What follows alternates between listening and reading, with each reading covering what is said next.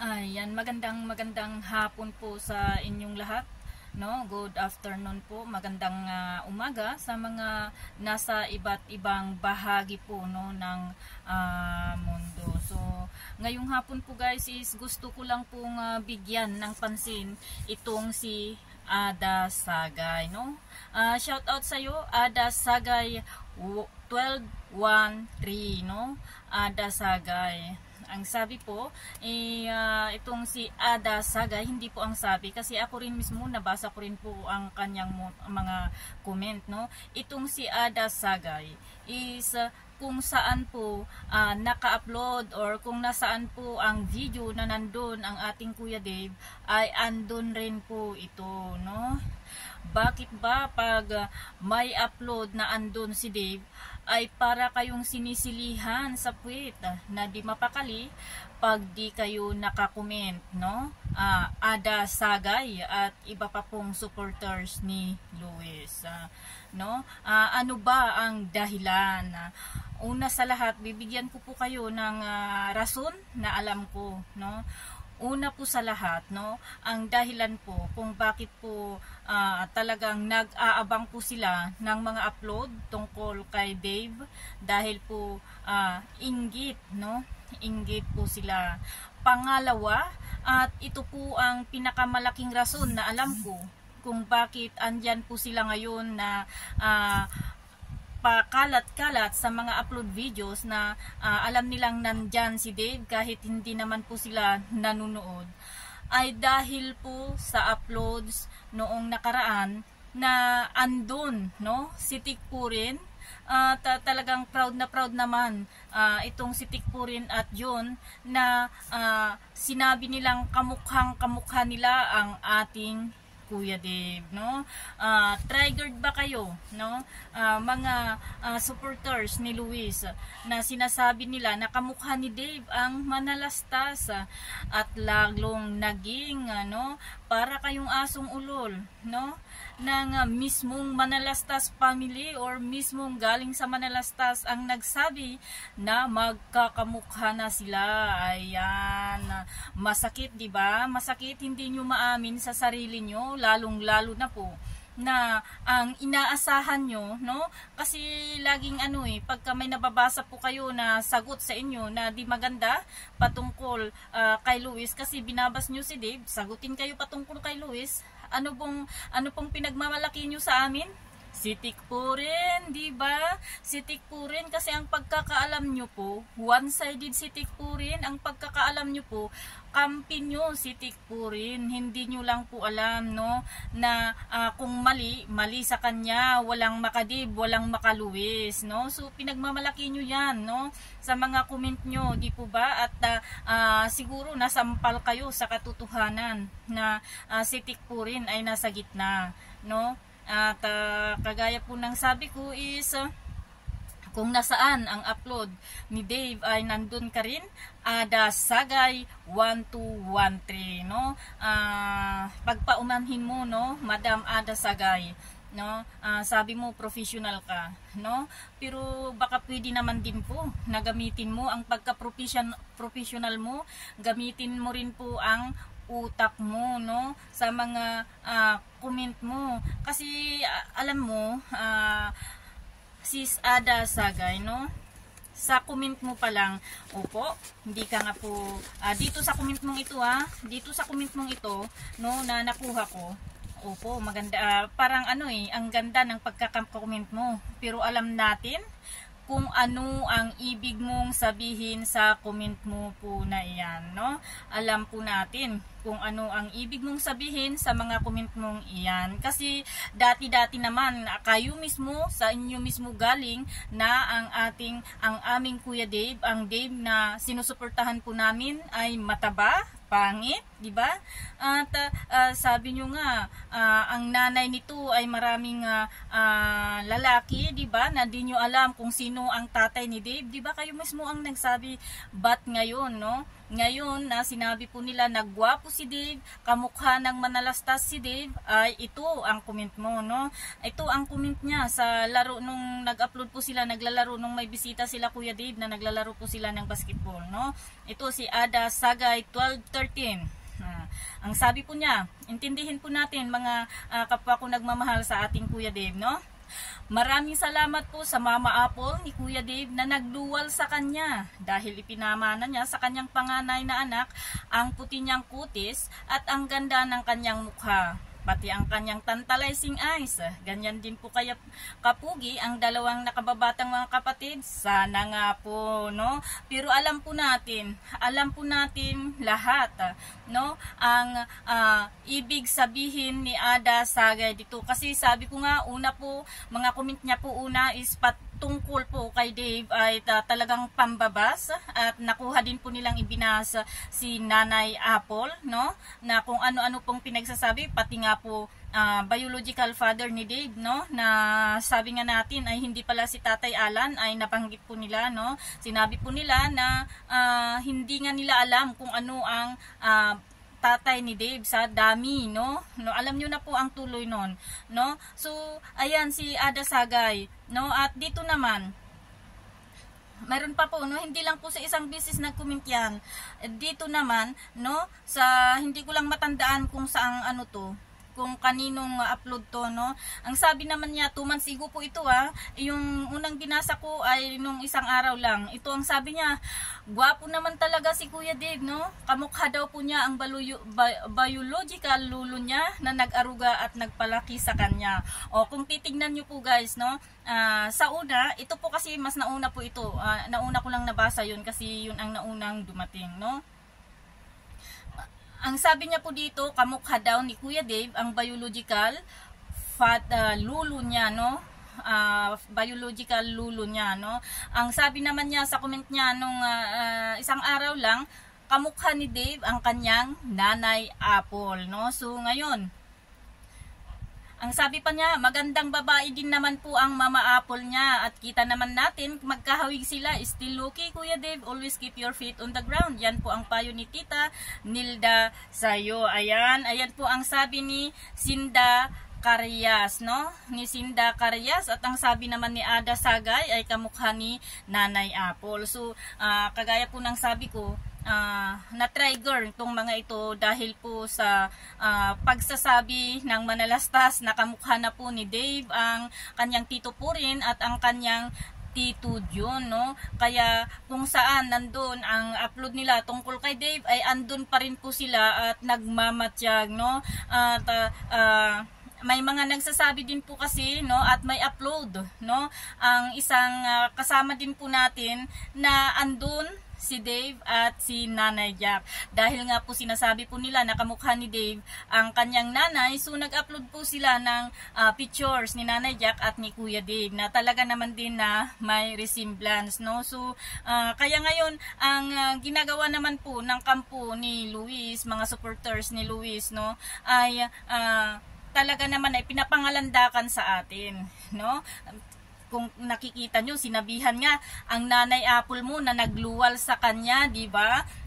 Kung bakit sasabihin pa nila na nagluwal, no? Na alam naman nating lahat, no? Na si Nanay Apple ang may anak kay Dave at ito po ay inampon, ito po ay tinulungan, kinupkup ng Manalastas family para magkaroon lang po siya ng buong pamilya, maranasan niya ang pagmamahal ng isang magulang, ng isang tunay na ina at isang tunay na ama, no? So, opo, nandun na po tayo, no? Si Nanay Apple ang tunay na magulang, ang nagluwal kay Dave, no?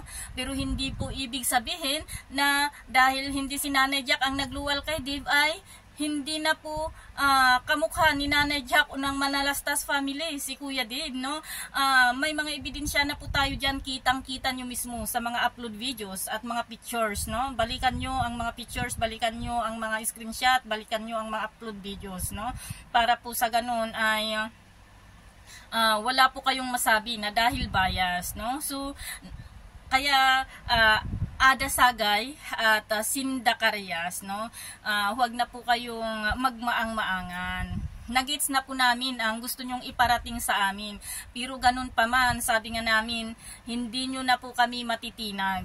Dahil kitang-kita ang ebidensya, dahil kitang-kita naman talaga, no, kahit sa personal po, no, kitang-kita po na talagang may resemblance na po si Dave sa Manalastas family, lalo na po kay Tikram, kay Tikjon at kay Tikpo rin. Totoo po yan, at kay Inda, no, may ano na po, hawig si Kuya Dave sa kanila, no, kasi may kasabihan po tayo na kung sino yung lagi mong kasama, yung parang nag-aalaga sa iyo, di ba, is parang nagiging kamukha mo na. Naniniwala po ako diyan kasi yung alaga ko dito na mula na ipanganak, alaga ko po siya ng 8 years, no, napagkamanlan po ako, no, na ako ang tunay na ina kasi kamukha ko na raw po yung alaga ko. Pero sad to see, yung alaga ko kasi na yun, kaya po ako lumipat ng employer, ay nag-migrate po sila sa US, no.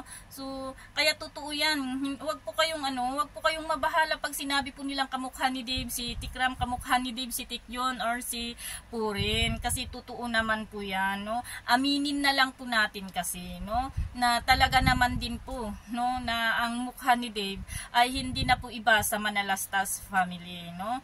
Ang gusto nyo kasi pag sinabing kamukha ni Dave si Purin, si John, ay kamukha din ni Luis si John, ganun ang gusto nyo, no. Hindi naman po pwede, ang layo po. Malayo po, no? Kahit gustuhin nyo mang sabihin, kahit gustuhin man natin, sige, kahit sabihin natin na kamukha ni Luis si Tikram, no? Kasi tatay niya si Tikram, di ba? So, parang niluloko na lang po natin ang ating sarili, guys, kasi alam na alam natin, kitang-kita po natin na napakalayo, no? At natawarin po ako dito sa comment, no, ni Sis Jimalin na ang kamukhang-kamukha, no, ni Luis ay ang kanyang nanay Angelita, no, Xerox copy daw, kaya natawa po ako, no. So ganyan pala, sabi ko sa isip ko, ganito pala ang gustong mangyari ng mga supporters ni Luis, no, yung talagang bakbakan, no, gagawa kayo ng alingas-ngas ng mga comment para, sabi ko nga is maiparating nyo sa amin na yung sinasabi or kila Tikram na makontra, no, yung mga sinasabi namin or sinasabi nila ng Manalastas family na magaganda patungkol kay Dave, no. Ito pala ang gusto nyo. So sabi ko nga is may naglakas loob sa inyo, no, kasi sabi ko minsan mahirap din na tahimik lang din po kami, no. Kadalasan pinapabayaan lang po namin ang inyong mga ginagawa na kabalasubasan, no, kasi ayaw po naming, sabi ko nga, ayaw po naming bumaba sa level ng inyong pagkatao, no, sa level ng inyong alam mo yon, yung marumi, no, or maitim yung pagkatao. Kaso nga lang, minsan is hindi rin nakakatiis ang aming mga kasama, no, na hindi kayo sagutin. So sana bago po kayo magbitaw, bago po kayo mag-comment, is pag-isipan nyo muna kung hindi magbabackfire po sa inyo or hindi magbabackfire po kay Luis ang inyong mga sinasabi. Kasi sabi ko nga, pagka bumalik po sa inyo yung mga sinasabi nyo is nagpapaawa effect po kayo, no. Katulad ngayon, buti na lang may Tulfo na tinatawag po kayo, no. Hoy, Senator Raffy Tulfo, no. Tinatawag po kayo ng mga supporters ni Kuya Luis, at sana mapansin mo sila kasi kawawa naman po sila, no. So ayan, mga supporters ni Luis, no, manahimik na lang po kayo para sa ikakatahimik ng lahat. Kasi sabi ko nga, pagka tumahimik naman kayo, kami naman pag hindi kami nakakabasa ng mga pambabas kay Dave, is hindi naman din po kami sumasagot. Tahimik naman din po kami, no. Nakikita nyo naman, may mga times na pag nakikita namin na wala kayong pambabas sa bata, is hindi kami nakikialam sa inyo, hindi nga namin pinapakialaman yung panpage nyo dati, kahit na talagang niyuyurokan nyo na ang pagkatao ng isang bata na walang ginagawang masama sa inyo, is nananahimik kami. Pero sabi ko nga, lahat po ng bagay ay may hangganan, no. Kung yung isang lalagyan po, no, yung isang sukatan, pag puno po yan, kailangang kaltasan, no. So napuno po, no? Napuno po kami sa mga ginagawa niyong kabalasubasan sa bata, ginagawa niyong kabalasubasan sa amin, sa mga ibang supporters, no? Kasi ako rin nakaranas din ng pagkabalasubas niyo, no? Pero sa akin sanay na po ako at sabi ko nga, no, pag ginalaw niyo ako, may platform ako nagagamitin kontra sa inyo. Pero tong mga ibang kasama ko, no, is andun lang po sila sa comment section, pero sabi ko, huwag po kayong mag-alala, tulong-tulong po tayo, no? Ganyan po ang nagmamahal kay Dave, no? All for one, one for all. So para po umayos-ayos na po ang lahat at hindi naman kawawa si Luis na nakakaladkad, no? Nakakaladkad sa kahihiyan dahil po sa inyong ginagawa, nakakaladkad ang pangalan niya dahil po sa inyong ginagawa, na pati na po ang pamilya niya ay nadadamay dahil po sa kagagawan din po ng kanyang supporters. Is manahimik na lang po tayo. Kung wala po tayong magandang sasabihin, ay huwag na po tayong mag-comment. Sa inyo din po galing yun, di po ba? Kung wala tayong magandang sasabihin, ay huwag na po tayong magsalita para hindi po tayo makapagbitaw at makasakit ng kapwa. Sa inyo po galing yan, no? Ginagaya nyo po yung hiniram nyo po kay Tikram yan. So, ngayon, kami naman ang hihiram. Para naman po sa ikabubuti nyo, ikabubuti ni Luis, no? At, ayan. So, kami naman ay mabuting kausap, no? Madaling kausap. Pagka tahimik kayo, tatahimik din po kami, no? Wag nyo lang kakantihin si Dave at sigurado, no? Sabi ko sa inyo, magkakagulo lang ulit tayo sa comment section. So, sana aral po sa inyo ang mga ito, no? Ada Sagay at iba pa pong supporters ni Luis, no? Ada Sagay at Saida Carillas, no? Sana maging ano po ito, maturuan po kayo, no, ng kahit papaano ay aral ito sa inyo, no? Katulad nga po ng sabi ko, no, yung mga comment nyo po na ito is alam na po natin lahat, kasi alam po natin kung paano nyo binas si Dave, kung paano nyo binas ang nanay ni Dave na si Nanay Apple, no? So tapos bigla kayong magko-comment ng ganito. So understandable na po sa amin tong ibig sabihin ng mga comment nyo pong ito. So ang sasabihin ko lang po sa inyo, no, is God bless na lang po. Ingat po kayo minsan sa inyong mga kino-comment para matahimik na po si Luis, no? So ayan, sa mga kapwa ko nagmamahal kay Kuya Dave, good afternoon po ulit sa inyo. Kita-kita po tayo ulit mamayang gabi sa ating live stream. Ingat po kayo lagi and mahal ko po kayo. Bye po, see you.